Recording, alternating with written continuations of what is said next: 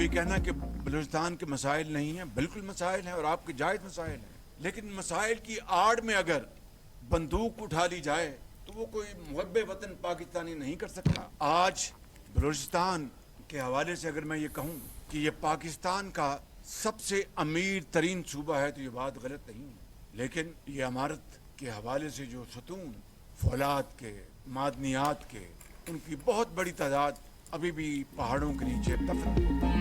بلوچستان کے مسائل ڈائیلاگ سے حل ہونے چاہیے، وسائل پر پہلا حق عوام کا ہے۔ فتنہ خوارج کو دشمن ملک سے وسائل مل رہے ہیں، مسائل کی آڑ میں بندوق اٹھانے والا پاکستانی نہیں ہو سکتا۔ وزیر اعظم شہباز شریف کا بلوچستان نیشنل ورکشاپ کے شرکاء سے خطاب، کہا بلوچستان میں مسائل موجود ہیں، ان کا حل صرف بات چیت میں ہی ہے۔ ڈائیلاگ کا مقصد آپ کی اور بلوچ عوام کی بات سننا ہے، جو کچھ ہو گیا ہو گیا، اب گرینڈ ڈائیلاگ کرنا ہوگا۔ اگر بلوچستان کے بیٹے اور بیٹیاں اپنا راستہ درست کرنے کے لیے تیار ہیں تو انہیں خوش آمدید کہنا چاہیے۔ ریاست ماں کا درجہ رکھتی ہے اور ماں کبھی نہیں چاہتی کہ اس کے بچوں کو توفیق پہنچے۔ بلوچستان پاکستان کا وہ علاقہ ہے جو بلوچ اور پشتون اقوام پر مشتمل ہے۔ بلوچوں کی تاریخی دلیری، مہمان نوازی، رواداری اور عظیم روایت سے معین ہے۔ بلوچستان کو پاکستان کا امیر ترین صوبہ کہا جائے تو یہ بات غلط نہیں ہوگی۔ ان وسائل کو بروئے کار لا کر پاکستان کی ترقی میں اہم کردار ادا کیا جا سکتا ہے۔ بلوچستان میں مزدوری کرنے والے افراد کو شناخت کی بنیاد پر قتل کرنا کسی صورت جائز نہیں۔ ہمیں خونی سڑک کو امن کی سڑک بنانا ہے۔ ہمارے شہداء اپنی جانیں قربان کر کے دوسروں کو زندگیاں دے رہے ہیں۔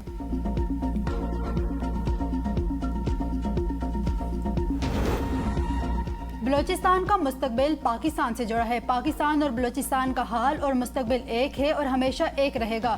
فتنہ الخوارج اور فتنہ ہندوستان کے عزائم کو ناکام بنایا جائے گا۔ فیلڈ مارشل سید عاصم منیر کی بلوچستان کی سیاسی قیادت، رہنماؤں اور معززین سے گفتگو، کہا صوبے کی حقیقی اور پائیدار ترقی کے لیے واضح قومی بیانیہ اور دیر پا امن بنیادی ضرورت ہے۔ پائیدار امن کے بغیر اقتصادی ترقی کا خواب شرمندہ تعبیر نہیں ہو سکتا۔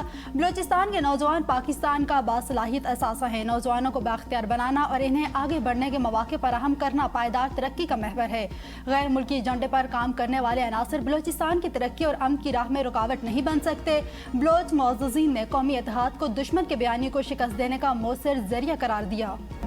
ڈاکٹرز نے بانی پی ٹی آئی کو صحت مند قرار دے دیا۔ عظما خان کی موجودگی میں پیمز میں ڈاکٹرز نے معائنہ کیا۔ شفا اسپتال کے ڈاکٹرز موجود تھے۔ وفاقی وزیر اطلاعات عطا تارڑ کہتے ہیں شفا اسپتال کے باہر اور راستے میں کارکنان نے سکیورٹی کی صورتحال پیدا کی، جس کے پیش نظر بانی پی ٹی آئی کو پیمز اسپتال لے جایا گیا۔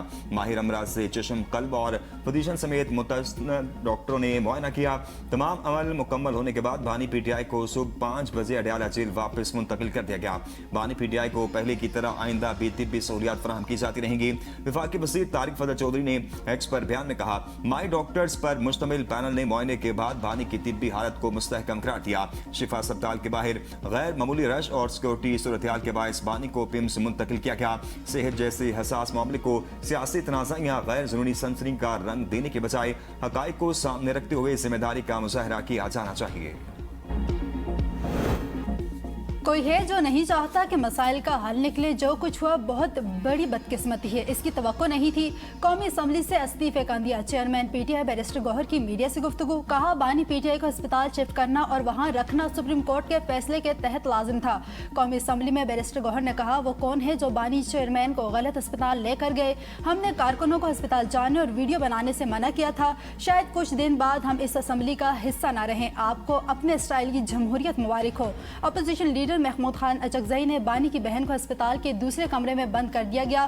حکومت میں ایسے عناصر ہیں جو تحریک انصاف اور حکومت کے معاملات کو سبوتاژ کر رہے ہیں۔ وزیر اعلیٰ خیبر پختونخوا سہیل آفریدی کہتے ہیں حکومت اور انتظامیہ نے 3 ججز کا حکم نامہ ردی کی ٹوکری میں پھینکا۔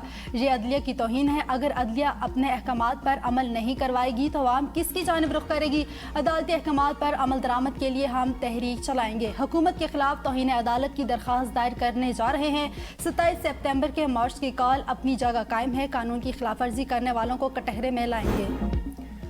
حلفاً کہتا ہوں بانی پی ٹی آئی بالکل صحت مند ہے۔ آنکھ کا مسئلہ ٹھیک ہو چکا، بلڈ پریشر کی تھوڑی بہت شکایت ہے جس کی دوا دی جا رہی ہے۔ وزیر دفاع خواجہ آصف کا قومی اسمبلی میں اظہار خیال، کہا سیاست دانوں نے قید میں ایک عمر گزاری، اس میں آزمائشیں آتی ہیں۔ نواز شریف کی 2 ماہ پہلے 2 سرجریز ہو چکی ہیں لیکن آج بھی پلیٹلیٹس کی بات کی جاتی ہے۔ امریکہ میں جا کر جلسوں میں بھی مذاق اڑایا گیا۔ ہماری پوری قیادت قید تھی اور ہم ان ہاؤس میں آتے تھے لیکن ہم نے کبھی نہیں کہا کہ ہم یہ کر دیں گے وہ کر دیں گے۔ آپ اقتدار میں ہوتے تو کیا کیا نہیں کرتے تھے. جب اس قسم کے رویے ہوں تو تھوڑا سا برداشت کر لینا چاہیے.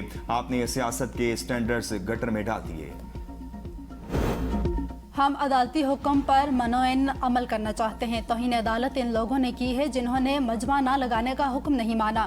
وزیر مملکت داخلہ طلعت چودھری کہتے ہیں پی ٹی آئی والے عدالتی فیصلے پر کہانیاں بناتے ہیں. چاہے پی ٹی آئی ملوث ہو یا نہ ہو, سیکورٹی صورتحال تو پیدا ہو گئی تھی. سیکورٹی صورتحال کے پیش نظر جہاں مناسب ہوا ہم بانی پی ٹی آئی کو لے گئے. تحریک انصاف کی کال پر عمل کا وقت آتا ہے تو گلیاں سنسان ہوتی ہیں.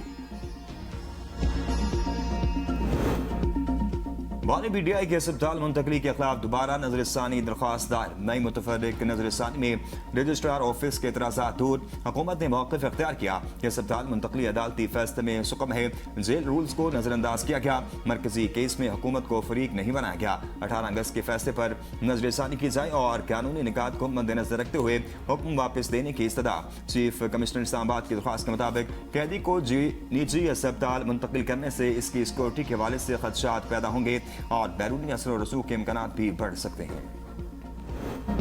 اسلام آباد میں مولانا فضل الرحمان کی رہائش گاہ پر اپوزیشن جماعتوں کے اجلاس. محمود خان اچکزئی, راجہ ناصر عباس, بیرسٹر گوہر, سلمان اکرم راجہ سمیت دیگر کی شرکت. اجلاس کے بعد میڈیا سے گفتگو میں مولانا فضل الرحمان نے کہا پارلیمنٹ کے اندر ہماری مشترکہ حکمت عملی ہوگی. ملک میں امن و امان کا مسئلہ ہے. حکومت ریٹ چیلنج ہو رہی ہے. حالات میں بہتری نہیں آ رہی. غلط پالیسیوں کی وجہ سے ملک کو نقصان ہو رہا ہے. ہم گزشتہ 20 سال سے تسلیاں سن رہے ہیں. کب تک خاموش رہا جائے؟ صوبوں کی صورتحال ایسی ہے کہ آگ لگی ہے اور ہم تقسیم کی بات کر رہے ہیں. ہماری مغربی سرحد بند ہے. تجارت اور کاروبار کے مواقع موجود نہیں. اپوزیشن کا 27 ستمبر کا احتجاج اور لانگ مارچ برقرار رکھنے کا فیصلہ. محمود اچکزئی کی زیر صدارت اپوزیشن کا مشترکہ پارلیمانی پارٹی اجلاس. ملک کی سیاسی صورتحال پر تبادلہ خیال. سپریم کورٹ کے حالیہ فیصلے سمیت عام سیاسی اور پارلیمانی امور پر بات چیت ہوئی. اجلاس میں قائد حزب اختلاف سینٹ علامہ راجہ ناصر عباس, بیرسٹر گوہر اسد کیسر کی شرکت. وزیر اعلیٰ سہیل آفریدی بھی اجلاس میں شریک ہوئے. پیٹرول اور ڈیزل آج پھر مہنگا. پیٹرول کی قیمت میں 3 روپے 81 پیسے اضافہ. پیٹرول کی نئی قیمت 341 روپے 59 پیسے فی لیٹر مقرر. ڈیزل 3 روپے 59 پیسے مہنگا. ڈیزل کی نئی قیمت 367 روپے 29 پیسے فی لیٹر ہو گئی. پیٹرول کی موجودہ قیمت 24 اگست. وزیراعظم اور ملیشیا کے وزیراعظم کے درمیان ٹیلی فونک رابطہ. خطے میں امن و امان کی صورتحال پر بات چیت. ملیشیا کے وزیراعظم نے پاکستان کی علاقائی امن کے لیے کوششوں کو سراہا. دونوں رہنماؤں کا باہمی تجارت سرمایہ کاری کے شعبے میں روابط کو فروغ دینے کے عزم کا اظہار. شہباز شریف نے کہا پاکستان امن کے لیے برادر اور دوست ممالک کے ساتھ قریبی تعاون جاری رکھے گا.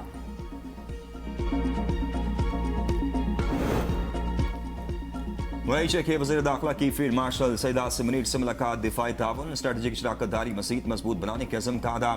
مشترکہ دلچسپی کے شعبوں میں تعاون, روابط کو مزید وسعت دینے کے عزم کا اظہار. خطے کی موجودہ صورتحال اور باہمی دلچسپی کے امور پر تبادلہ خیال کیا گیا. کانگو کے ڈیفنس چیف بھی شی مالٹس سے ملے.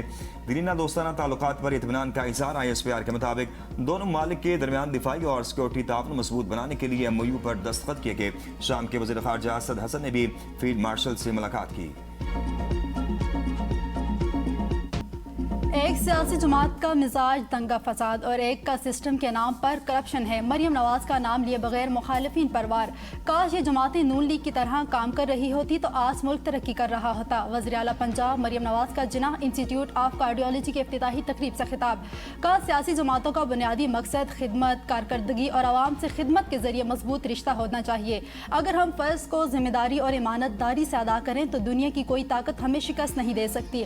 ہسپتالوں میں مشینری خراب کر کے باہر مریض بھیجنے اور کمیشن لینے کا عمل ناقابل برداشت ہے. سرکاری ہسپتالوں میں ادویات, انجیکشن اور دیگر سامان کی چوری کسی صورت قابل قبول نہیں کروں گی. خیبر پختونخوا اسمبلی میں ہنگامہ آرائی. ڈپٹی اسپیکر کی جانب سے خاتون MP کو ایوان سے نکالنے کی ہدایت. حکومتی رکن فضل الہی کی جانب سے خاتون MP کے خلاف ہتک امیز جملوں کا استعمال. نون لیگ کی خواتین MPs کا حکومتی رکن سے معافی مانگنے کا مطالبہ. ہنگامہ آرائی کے بعد ڈپٹی اسپیکر اسمبلی نے خاتون MPA سودھیا شاہد کی رکنیت 2 ہفتوں کے لیے معطل کر دی.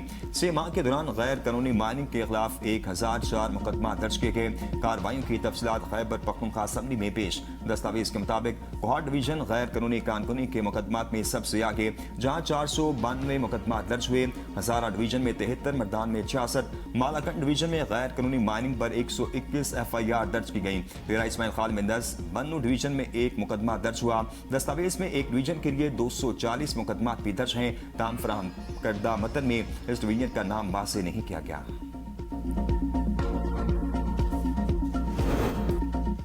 पाकिस्तान और गूगल के दरमियान मफाहमती याददाश्त पर दस्तखत। पाकिस्तान में IT बरामदात को 2030 तक $30 अरब तक ले जाने का हदफ। वज़ीर-ए-आज़म शहबाज शरीफ का गूगल टीम के एजाज़ में इस्तकबालिया। गूगल की जानिब से पाकिस्तान में गूगल कैरियर सर्टिफिकेट के लिए 1.5 लाख सर्टिफिकेट का हदफ मुकर्रर। पाकिस्तान तलबा के लिए गूगल के जदीद मसनूई ज़हानत के टूल्स तक रसाई बढ़ाने के लिए तावन पर इत्तफाक। FBR के डिजिटलाइजेशन के मनसूबे में डेटा एनालिस्टिक में AI का इस्तेमाल होगा।